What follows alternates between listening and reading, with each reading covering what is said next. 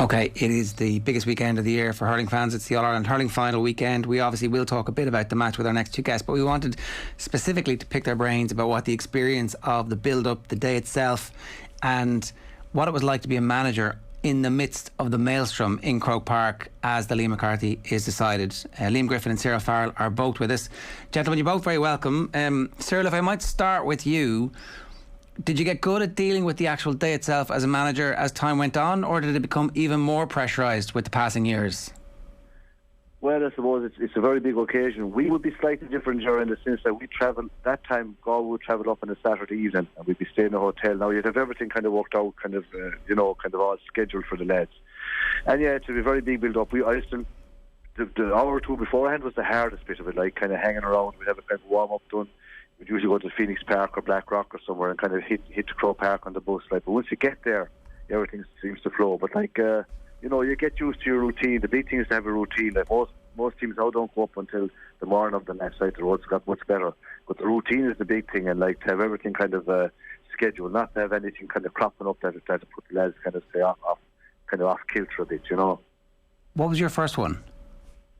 My first one involved would be, 79 I was training the team, 79, 80 was manager. That was a very big one in the sense it was a very long time before we actually won a final. Now we've been in finals but not winning it, So again, we travelled up the evening before, and we'd always have a team meeting that evening, and the lads would go to a film or that the night before. On the morning of the match, we'd have your breakfast, we'd have a team mass, then we'd go for a puck around in one of the pitches in the Phoenix Park or Blackrock or something like that, back in, have a cup of tea, sandwich, which we all kind of be very scheduled. You'd have all the lads there. I know people like to stay in your own bed and it's lovely, but I could go with that time. The roads weren't as good as they are now, and I used to love to have the lads there kind of under my hand, because going in the morning, anything can happen, even if say a heavy fog or God forbid a crash or something, you're under pressure. Whereas when you were there, you felt you had them, it was easier, you had everything under your own control. There could be a hay bale on one of the main roads tipping over and stopping everybody getting there. Yeah, I remember one time the boys going to Cork, I think playing Wexford, and there was a cow across the track, dead on the train track, and everything was held up. Like you see, it's lovely when everything goes to schedule. Now I know the motorways are much better now, but that time you would come up through, say, Kinnegad and Tyrrell's Pass these days, and to take hours to come. So it was safer to have it done the night before. That's what I always felt anyway. Liam, from Wexford's perspective, I'd say you must have heard a million times you got to lose one to win one in the build-up. How did you make sure that the day itself and the occasion wasn't going to be something that in any way overawed or impacted on how the players were going to play? Yeah, well, basically, from our perspective, that was an experienced team in many respects. I mean, we played in 3 league finals, and unfortunately lost it in 93. They'd been to Leinster finals in 91 again, in 93, and drew that and lost it again. So a lot of them were good experienced, even though we hadn't won a whole lot. It was a question of really trying to say we were going to enjoy this day. This was a day that we had longed for all our lives, and we really wanted to do the best we could, and we had to really get a mindset that we were going to actually get our heads right around that whole situation, and I think we managed to do that. And Cyril had a different problem than we had because of the Galway road, and I understand that, but we were able to sleep in our own beds and come up and go to the hotel and generally relax. And we entered it on the basis that we were going to go out there to enjoy every second of the game when it started, and we were going to give our best. And I think we got ourselves into a good shape, and we weren't fazed by the day. What time's your alarm call? What time is everybody getting up? What time are they all getting together in Wexford? Well, the bus picked them up along the road. We didn't all come together. We picked up people on the way. We had meeting points from Wexford Town, Enniscorthy, and all the way up to the Gorey. At that time, you had to go through Gorey. The biggest thing was you're going to have crowds and that, but that didn't happen. So we had a guard escort a lot of the way, and we were passed over from one set of guards to another on the road up. So we had a pretty straightforward journey, and we did everything we always did for every match in the bus. We used to have a special video on every time, a film, Braveheart. So I think I know that by heart. But anyway, so look, we try to approach it in a calm and collected way and not get over aroused. We needed to reserve our energy because we wanted to perform on that day, and the performance didn't start till 3:30 or 3 o'clock or whatever it was, and we weren't ready to go till 3 o'clock. And I think we managed to do that. Did you get better at that as well? Is that something that you did get better at, like making sure that people weren't over aroused, to use your words, that they weren't going to get carried away, that they weren't going to actually end up being completely out of it by the time the ball gets thrown in? Yeah, well, from our perspective, we understood, and we had really worked on it. We understood on each step of the road. We took every game as it came. And as we came, we addressed the next game, and we didn't even think about where we were going until we won the particular game we had won. So we had mentally rehearsed, I suppose, getting ready for each individual game, as a lot of teams would. But from our perspective, we got the ideal run. And this was the run that I wanted to get anyway. For the team. We played Kilkenny in the first round, which was a biggie for us, and obviously it was important. This was the last of the old knockout All-Irelands. So we beat Kilkenny, and that was a momentum builder. The next game was Dublin, which Dublin actually could have beaten us on the day, only for Damien Fitzhenry made a great save. They had a good team that time with Eamon Morrissey from Kilkenny, and they had a few other players that were obviously very high quality. So we got through that, and then we're on to Offaly. So we had built the momentum. Then we got Galway, and we moved on from there. Galway had beaten us in the National League semi-final. So we were actually quite good at it by the time we got to the All-Ireland. And then we put the All-Ireland in perspective as well. What is this? It's a game of hurling, and it's a game of hurling we want to win. And if we were going to get over-aroused and be all over the spot, we've no chance. And that's basically the way we approached it. And I think the guys did very, very well to handle it, and to handle it very well. Maybe one or two players didn't handle it well, but that's all. Was there something that you could point back to now in retrospect about those couple of players who didn't handle it well, that you could go back, tap them on the shoulder and say, it's okay, we're going to get through this? Or what would be different? Well, Rod Guiney was fantastic for us through the whole year, and I had him since he was a kid. He's from the same parish as myself. So I knew him well. He was pretty much wired up for the match, and really keen to get out, and really wired up. And he was marking Barry Foley, and Barry Foley started off like lightning, and got 2 or 3 points. And Rod just didn't settle beforehand, and it was a shame, because he was such a great player and he played so well for us. But in the dressing room beforehand, he was just that bit over the top. And but what we did in the dressing room, quite honestly, and this sounds laughable now, Cyril knows this guy, so he'll know what I mean. I saw the players being there was very little talk. So I said to Larry O'Gorman, Larry, jump up here and tell us a few jokes. And Larry O'Gorman jumped up in the middle of the dressing room and started reeling off jokes. And everybody was roaring their heads off laughing before we finished. Nervous laughing, of course. And Micheál Murthy walked in and said, it's the first time I ever saw a crowd of fellas going out to an Ireland final and laughing in the dressing room. Right. But it broke the ice, and it kept the thing a bit sane, and it kept us all that we just kept reminding ourselves, this is just a game of hurling, and we have to try and go out and win it. Yeah. Cyril, you were a very young man when you were coach of the team at 29 and 30 when you were the manager. Like, was that actually in retrospect a massive benefit to you to be able to talk to those players on their own terms at that point in their career? But the funny thing is, Ger, people have asked me that since, but I never looked at it that way, if you know what I mean. I know I was young, but I didn't think of it. I looked at it as a great honour to manage the team, you know what I mean? It didn't hit me that I was as old, or they were, some of them were as old as me, and who was I telling these guys what to do? Now, they've been around the block for a while, and as Liam referred to Wexford, they were experienced, but were experienced at losing, and I was kind of saying, well, look, none of us have won All-Ireland, so this is the big one if we can get in there. But the age team didn't come in. So when you look back at it, I'm sure someone was saying, who does this guy think he is? What has he done? But it's funny when you get people believing and working hard. I remember the first session we did was in January, and I kind of convinced them that we would win the All-Ireland, that we'd be the fittest team in the country. Now, maybe we weren't, but I had them believing that they were, because they would be actually physically strong hurlers, had been around the block, and would felt that they hadn't performed on the big days, So it was, as Liam said, to get them to do it on the big day. That's the big one that counts. And if you're not careful, what can happen, Jerry, is that the game can pass the fella by.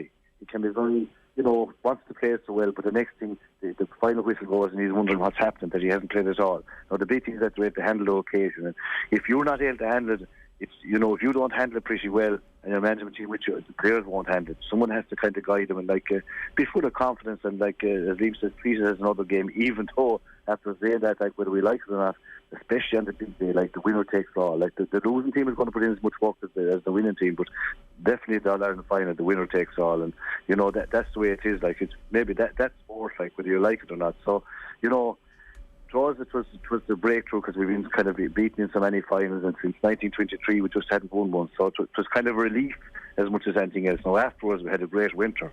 Maybe we celebrated too much, but that was going to happen anyway. Oh, naturally, and I think it'll be the same for Mayo if they get over the line this year.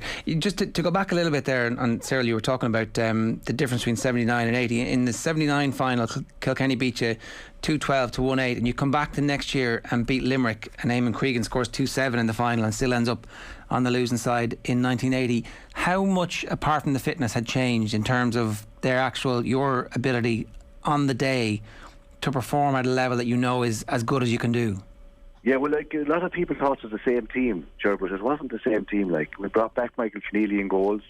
Jimmy Cooney was a new cornerback at the time. Seamus Combs was a new wing back. You know, we had a lot of new. We had 3 or 4 fellas in between midfield and the backs that were new. New in the sense that they hadn't been there the year before. All hardy kind of boys, you know. Now the experience from the year before was a big help. But we had experience of losing really. Now Limerick at that stage were a strong physical team, had been winning Munster titles, and they had very dangerous forwards. You talk about Eamon Cregan, Ollie O'Connor, Joe McKenna. McKenna would get goals, and his goal, Joe, was worth more than 4 or 5 points. The goals that he was getting, they were rising, not alone the team but the crowd. They had a very strong physical team. Now, we happened to get the start, and then we got a start that was really vital to us. Then really it was the start that won it. It's interesting when you talk about the momentum of a goal in the middle of a match like that. Nowadays, teams are essentially coached to cause some kind of altercation or go down, you know, your imaginary contact lens if you're the goalkeeper needs to get fixed, to buy everybody a couple of seconds. The water boy comes on and interrupts something, and that's what teams do. I guess in the 80s that kind of gamesmanship was only starting to come into it, and you wouldn't have coached that type of thing, so it was down to the players. As a manager in the middle of that on All-Ireland final day, Cyril, how clear is your thinking? Well, again, once the match would be on, I'd be fine. You know, I'd be more nervous before the match. But once the game, will tell you there, when it starts, you can have all the game plans you like. But when the lad gets a rat, the game plan might go out the window. But you usually they'll stick at it and they'll keep working hard. That time, the game would be more physical. You wouldn't get away with the stuff that now as you would. That time, it's a different type of game. But once it starts, you know, you want to have your mind about you, get the game going, and definitely if they start flowing, it's a great help. We made a great start that day, and Limerick were coming after us. I always felt like it was easier to play from the front, and since a few points in from frees would kind of keep it there. Now they had to come after us then, so it kind of opened up, and we played the likes of John Connolly, who would have been a great hurler, say, getting on in years at that stage. For that season we had him full forward, and he was taking the pressure. He was kind of the hero of our side. He'd be the leader inside there. So everyone was kind of go to him, which kind of made the likes of Noel Lane and Bernie Ford free inside. They kind of had great games, but everything was kind of focused on John, the opposition usually. So you know, having the likes of that kind of a guy in there, like a leader, it gave us a kind of it gave the others kind of more room to get scores. And once you started flowing, it just kind of everything kind of happened for us, and that's happened on a big day. You can get the breaks. I always say, the breaks were if you keep at it, you'll eventually get the breaks. And I think that's what happened that Galway team really. They kept at it, and eventually they got the reward. Look, I think the parallel there with Wexford is fairly obvious as well. Liam, just that kind of same, in the middle of the match, how much influence do you feel you can have when you're the manager in an All-Ireland final? Because, you know, we certainly now ascribe all sorts of powers to them, and it's much easier, I suspect, nowadays with the extra number of subs they have. But you guys, I think, only had 3 subs at that stage, so you couldn't do a whole heap. Yeah, but from my perspective as a manager, I actually had told myself, because I had to give myself a lecture, and that's the truth, and go down and examine my own conscience. What do I need to be? Cyril did a fantastic job at Galway, and I'm delighted that Galway team with John Connolly and these fellas won All Irelands was fantastic. And we had fantastic players as well. But the manager of the team has a lot of responsibility. And from my perspective, I felt that if I wasn't going to hold my head and be able to do what I should do on the line and be able to make the calls together with the other selectors and have a good system on the line, that I could undermine the whole damn thing and we'd go down. And by the way, I knew that was my last game ever with Wexford, one way or the other, because of my own personal circumstances. And that would have motivated me to keep myself more in tune with the team. But I always felt, and I'm sure Cyril is going to say it in a different way, I felt I needed to control our team from the sideline to the best we could possibly be. And like we thought through every single possible thing that could happen with the other selectors. So like me staying in control or still staying in control, it's very, very important that you're able to stay in control and move on things before they get to a crisis level. So I felt I had to be the calmest man in Croke Park, otherwise I wouldn't be able to deliver. And I honestly think that I had managed to get myself into that case because the crowd were making such a noise that you couldn't hear yourself, obviously. So it's difficult to get into that mindset, but I actually managed to do it on the day.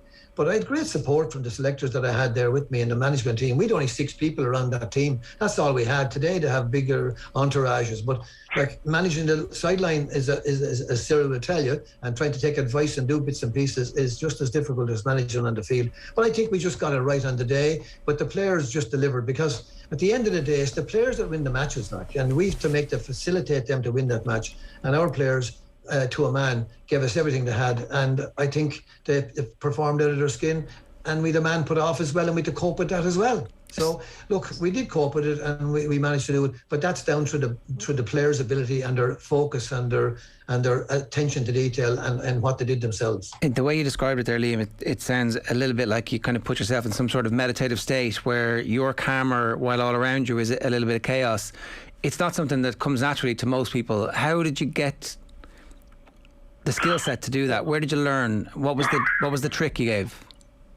Well, from my perspective, I'd worked with a lot of underage teams. So did Cyril, by the way, and fair dues to him with colleges and everything else. He was a great man to look after young people. So I had looked after young people. I learned more from young people than I learned from anybody else, because at the end of the day, and this is not being condescending or being snide or passing silly remarks, players are big children, like. They are big children at the end of the day. I was a big child as a player, and you have your own worries and concerns. But a manager that's going to be off his head, leaping around the top of you, that used to drive me mad. And then I remember playing in a National League final, and and a semi-final, and a selector going out of his mind, like, and breaking hurls off the wall, and all I thought he's out of his head. And it didn't happen for me, I can tell you. It was only about 19 or 20. So, like, I think you can have an awful impact if you're not measured in what you're trying to do. And I had to try and do that. And I wouldn't be great at that in normal circumstances, but I learned so much from managing kids and so forth, and being involved in my own club and other clubs and training other teams, that you learn of that. And I think you're able to understand the importance of getting yourself into that state. Yeah, that is really interesting. Cyril, did you get better at being able to be calm on the sideline when, there was that 3-4 year period where you're in All-Ireland finals every year and you're certainly deciding against, the games that rivalry with Tip in particular, the winners of that ended up being the All-Ireland champions. Did you get better or worse at being calm in those big moments? Well, I'd say, like, Liam, you learn how to handle the situations. Like, most of you have, 65 to 85,000 at the time there, all roaring at you, telling you what to do. Like, okay, you wouldn't hear them, because you just, if I'd often say to players, if they can distinguish, I have to laugh players and say, after the final, the crowd drove us on. If a player can tell you that the crowd are roaring for you or against you, it means he's not playing well. It's a kind of a cliche. Sure, everyone roars everyone else on, and the winning team is going to have the best supporters in the world. That's just what people say, and that's a fact. Like, but if a player is able to distinguish between the crowd 30,000 roaring you on, another 30,000 roaring against you, he's not really tuned in. The big thing is to be tuned in, the players included, and you have to handle the occasion. Like, the occasion is getting bigger and bigger, and I suppose now, like, you have all the media that gets bigger and bigger, but that's a lot of them. The fellas have to be able to do that. But the big thing is, I will always have a system where, to praise everything else over, I call the 15 into a circle, throw a ball, let them hand pass the ball back to me, get them to get to the ball. It's all about the ball after that. Get the ball first touch, get to the ball, then you have a little game plan, but they have to get to the ball. If they don't get there, it's no good. Like, just to get them back tuned in, because a lot can happen before the All-Ireland. You have the parade, you have the president coming on, you have all the rigmarole going on. Next thing, the ball is thrown in and the lads can get lost. So once they kind of get tuned into what's happening, that's the big thing. In 85, you lost the All-Ireland final by a couple of points. In 86, I think it might be 4 points in the end, but it's a sensational performance you guys put in against Galway. Where did the wherewithal to continue, from your perspective, despite that heartbreak, come for 87 and 88? Well, see, in the mid-80s, I was back teaching in Loughrea. So I was at home, like, it was a different ballgame to travelling up. When I was travelling up and down, it didn't feel so bad doing it, Ger. Like, but when I stopped doing it, I said, oh, good God Almighty, was I mad? Because, like, at the start of I going up and down, I had one or two lads that were in Dublin on the panel bring them up and down with me. But as I went on, I got back home and I was still in Dublin. And when it stopped doing it, I said, like, this is crazy. You'd leave school, say, around 4:15, you would be back again until 2 o'clock that night. So, like, it was a lot of going, a lot of driving, you know, and then kind of, you know, it took a lot of time. Now, you could be thinking of all your little game plans and training things as you're driving along. But, like, when you stopped doing it, you say, oh, God, this is, you know, I was mad. Now, then it became easier when you got back to Loughrea. You were at home. It was lovely. It was a different ballgame. And after losing, say, the 2, 85 and 86, you kind of were keeping going to win one. Like, but there's no guarantee you're going to win it in 3 years. They were tough when you lose, like, because, again, like, Liam will tell you, like, that time, it was knockout. And if you were beaten, say, early on, you were gone. But when you got to September, then you'd have the full winter thinking about the match, and you'd have plenty of people telling you what you should have done and what not to do and this sort of stuff. So it's hard. It isn't easy. It's hard work. But once you get back into training again, you go for it. And then it was relief more than anything else to get over eventually in 87. But there's no guarantee that you would. No. Which of those victories gives you the most enjoyment in retrospect? Is it the breakthrough year? Is that automatically always the favourite? Or is it the one where you come back and prove to everybody that actually the breakthrough wasn't a fluke and you're able to do it again? It's hard to compare them. Like, they were all different teams. Like in the 1980 team, they were there for a good while. And I wouldn't call them old, but more mature in years. In 83, it was a minor team that won. And a lot of these guys won again in the under 21 86. I kind of brought a lot of them young fellas through onto the senior panel. So you were kind of building a new team. Now that was interesting, and but again, it's hard. You'd want to be very lucky to do it in a year, Ger. Like, it doesn't usually happen. Even now in Galway at the moment, like, I think they're going to take 2 or 3 years to build a team again that's going to challenge. It just doesn't happen overnight, and they have to get that experience. Like, you know, and again, that doesn't happen overnight. Now, it was great to get into the 85. I think we got in ahead of ourselves. We couldn't believe that we got into the All-Ireland final kind of started, because in 84 we got beaten out the gates by Offaly above and Thurles. I mean, a real hammering. So, like, you're nearly there ahead of your time, but then when you get in there, you want to win.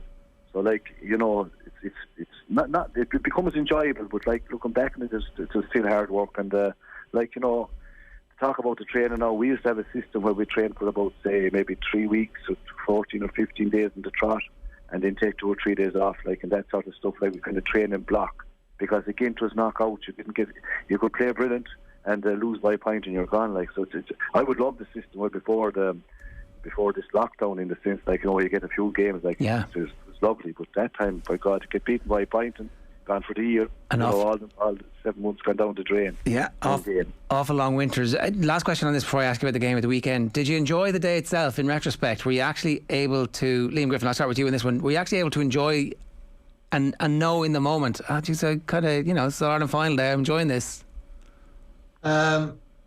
No, I didn't think about enjoyment at all. I just have to try to stay stay with the game, stay with every ball that was played, and make sure I was just doing the job together with the other people. But the biggest thing that after the game is I wish I'd been at the match as a supporter, because I hadn't seen Wexford win in Ireland since 1960. So I'm still the manager when the match is over, and you're responsible for a lot of things. And then people are pulling and dragging at you, and you don't get time. Then you don't even get time when you go home, and for the next couple of weeks, like, your life is an absolute turmoil. And I was in business as a sole trader, if you like, at the time. But so, like, that also comes into it from my point of view. So, look, I was just privileged to be there, and I wasn't in the same league as Cyril. He was obviously much more successful than I was. I couldn't stay on. I'd like to stay on for another year, but I wouldn't have stayed in anything longer than one more year, because I just couldn't afford to do it. So, from my perspective, I wanted to see Wexford win All Ireland, and I'd have given anything to see Wexford win All Ireland, and that's a fact. And therefore, I was absolutely driven. So whatever else came afterwards, whether it was hardship or joy, it didn't make any difference. I was just happy that I'd been part of it and that the players delivered, because I honestly believe, and I think Cyril will probably agree with me, managers don't win matches. If the players are not good enough, the manager won't win a match with them if they're not good enough. They have to essentially be good enough for the period of time that they're playing in a particular championship. And if they're not good enough, and that's the manager's job too, to put a lot of stuff into that to make them good enough or to bring them on that bit better. But at the end of the day, it's the players that win the matches. And I think, to be honest with you, sometimes the managers are overrated, or there's too much credit given to managers. I think that's, in my case, is the case. I actually believe that to be true. All right, that's really interesting. And Cyril, that question I asked you, I guess from the bit you were talking earlier on about the nerves pre-match, it wasn't a particularly enjoyable 12, 14, 24 hours on the day itself. And maybe after, when you get to win those ones, that's the bit where the enjoyment kicks in. Yeah, well, I'd agree with Liam 100% in all the things about the managers. But I used to find, like, when we were going to Bro Park, you're on the bus, and the crowd's going down, say, Jones Road, before that traffic was there, and say the guys were to be hammering on the bus and fingers up, and the opposition would be kind of fingers down, and you'd be kind of saying into yourself, and saying, God, why can't I be out there rather than in here? It seems like you can enjoy it, because as Liam says, like, there is pressure on, and you're there to do your best, and you want to perform, and if you do, there'll be only one winner, like, and like when you win, it's great, but as Liam said, like, there is a lot of you're going to be caught with schools. That's part of it, like, and you can get carried away. And it's lovely in a sense, but it does eat up your time. But like, it's the players. You have to have the players. It doesn't matter like what manager are. Like the good.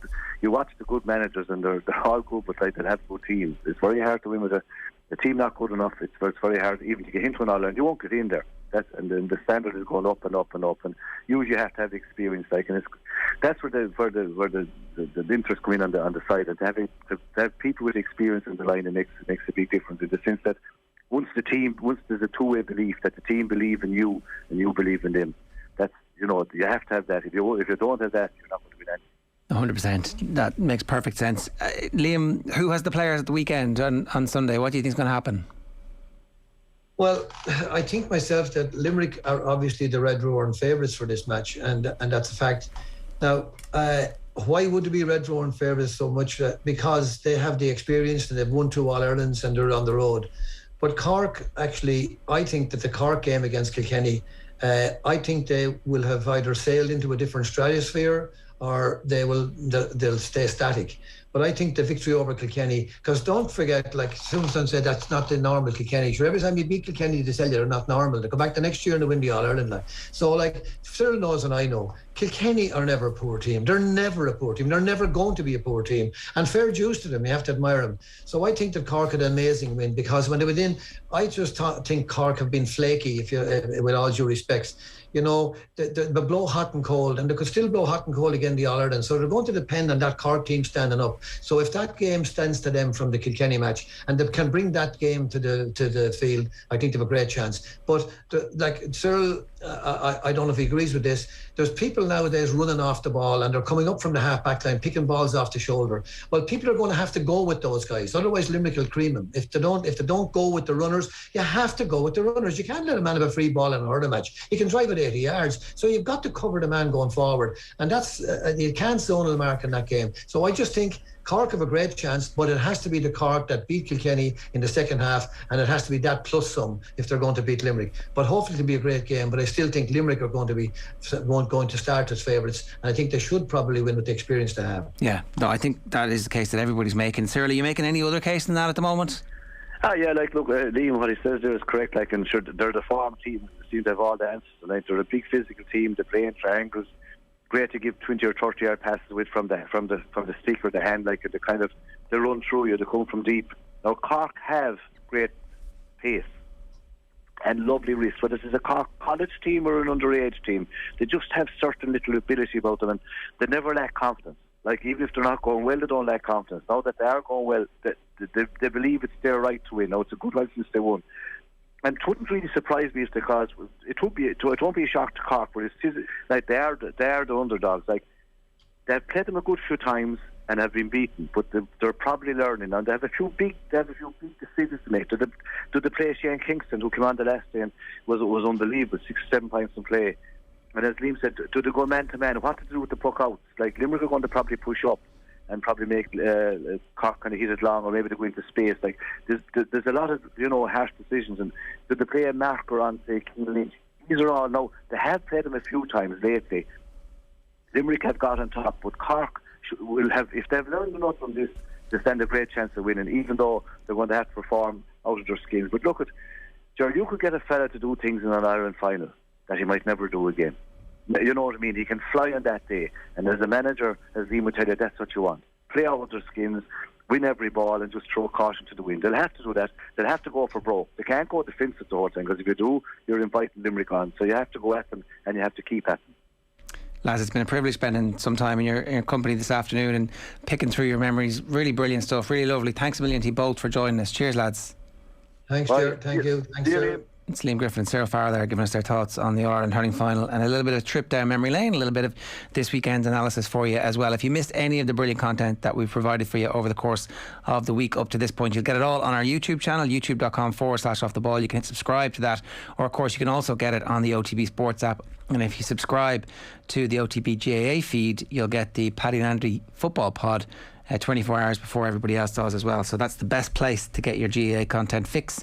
Get the OTB Sports app in the App Store and the Play Store for free now.